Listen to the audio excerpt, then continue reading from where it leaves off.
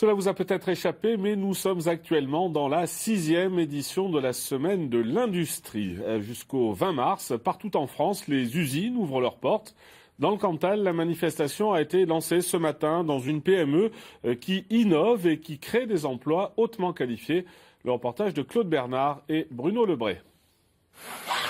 Dans cette entreprise, on conçoit et on fabrique des machines spéciales robotisées depuis 1998. Grâce à son adaptabilité et sa réactivité, cette PME familiale est devenue au fil des ans l'un des leaders français du secteur. L'entreprise poursuit son développement. Elle emploie aujourd'hui 23 salariés. Et malgré les difficultés d'attirer une main-d'œuvre qualifiée, elle a recruté 3 personnes en 2015. Il y a deux aspects. Le recrutement est un petit peu compliqué. Il faut savoir s'adapter souvent au recrutement. On ne va pas forcément pouvoir faire venir les compétences que l'on souhaite.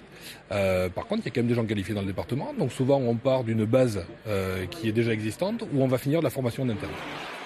Dans le Cantal, l'industrie compte 2000 entreprises pour 12 000 salariés. Un secteur économique qui contribue pour 45% au PIB, produit intérieur brut du département. Mais un secteur qui a donc du mal à faire venir de l'extérieur une main-d'œuvre qualifiée. Là se pose très vite le problème du conjoint ou du compagnon ou de la compagne. Et c'est là une des principales difficultés. D'ailleurs, nous venons, nous, de prendre des décisions dans ce domaine-là et de créer une cellule qui va s'occuper spécialement du placement du conjoint ou du compagnon ou de la compagne.